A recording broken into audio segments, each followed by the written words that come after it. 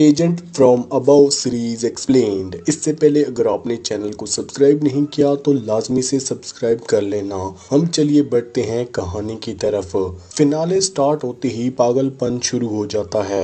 वू टेंची अब पावर और एम्बिशन में इतना डूब चुका होता है कि वो ली फैन नाम के एक मिस्टीरियस फोर्स का वेसल बन जाता है। अब ये सिर्फ मेडिमस की फाइट नहीं रहती बल्कि ये डिवाइन पावर और इंसानी लालच के बीच वार बन जाती है। हेंची ऑलरेडी काफी वीक हो चुका होता है क्योंकि वो बार बार डिवाइन पावर्स वेपन यूज करता है। जब भी वो थर्ड क्राउन प्रिंस की पावर यूज करता है उसका बॉडी और माइंड दोनों ज्यादा डैमेज होते हैं। ये कोई नॉर्मल हीरो वाली ग्रोथ नहीं, ये एक ऐसा इंसान है जो धीरे धीरे खुद को जला रहा है सिर्फ अपना कर्ज चुकाने के लिए। सबसे बड़ा ट्विस्ट तब आता है जब फाइनल फाइट के दौरान वू टेंची थोड़ी देर के लिए होश आता है। यहाँ story simple villain versus hero नहीं रहती, दोनों को एक ही सवाल का सामना करना पड़ता है, लाइन क्रॉस करने के बाद इंसान क्या करता है। दूसरी तरफ ये टेज की कंडीशन और खराब हो जाती है लेकिन फिर भी वो ग्रुप का इमोशनल सपोर्ट बनी रहती है। उसकी पॉजिटिविटी बेवकूफी नहीं लगती बल्कि स्ट्रॉन्ग लगती है। वॉन हेंशी उसका साथ नहीं छोड़ती चाहे सिचुएशन कितनी भी बुरी क्यों ना हो। ओवरऑल एंडिंग ये दिखाती है कि पावर और मिस्टेक के बाद भी इंसान के पास चॉइसेस होती हैं, गिरना या फिर सुधरना। दूसरी तरफ डिटेक्टिव चैंग मिन आखिरकार अपनी स्पिरिट दिखाने की एबिलिटी को एक्सेप्ट कर लेता है। पहले वो एक सुपरनेचुरल वर्ल्ड से दूर रहता था लेकिन अब वो इसको फुली एक्सेप्ट करके उसका हिस्सा बन जाता है।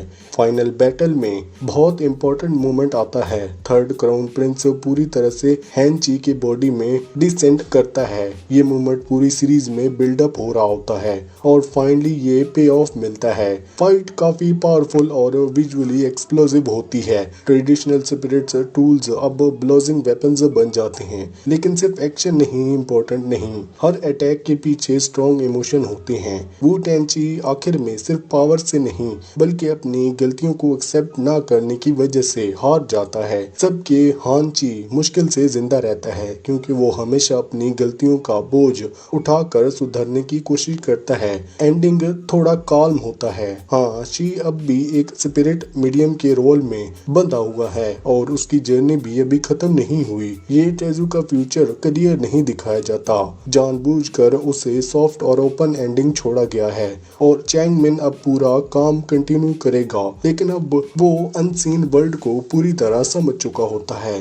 असली मैसेज क्या होता है? ये स्टोरी इवल को हराने की नहीं, ये स्टोरी है इंसान अपनी गलतियों के बाद क्या करता है। हेंची और वू टेंची दोनों एक दूसरे का मिरर हैं, दोनों ने पास्ट में बड़ी गलतियां की होती हैं। फर्क सिर्फ इतना है, हेंची अपनी गलती एक्सेप्ट करता है और हर साल में उसे सुधारने की कोशिश करता है। वो टेंची रिस्पॉन्सिबिलिटी लेने से भागता है और पावर के शॉर्टकट ढूंढ रहा होता है। फिनाले एक सिंपल लेकिन हैवी बात समझाता है, रिडेम्पशन फ्री में नहीं मिलती, बार बार सही चॉइस करनी पड़ती है। थर्ड क्राउन प्रिंस का रोल भी यहाँ इम्पोर्टेंट है। वो किसी को डायरेक्टली सेव नहीं करता, सिर्फ एक चांस देता है। अब उस चांस का यूज करना या वेस्ट करना ये इंसान पर डिपेंड करता है।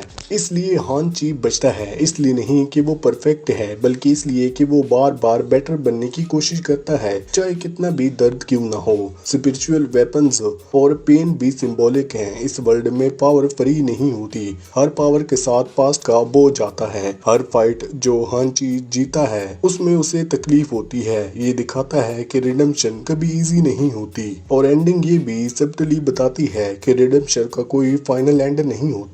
हेंची की जर्नी अभी चल रही है और शायद हमेशा चलती रहेगी, ये उसका असली पॉइंट है। वू टेंची अपनी गलतियों की रिस्पॉन्सिबिलिटी लेने से हमेशा भागता है, वो हमेशा पावर को शॉर्टकट ढूंढता है, इसलिए उसका एंड टारगेट लगता है शॉकिंग नहीं बल्कि एक्सपेक्टेड लगता है कि शायद ऐसा ही होगा और ऐसा ही होता भी है।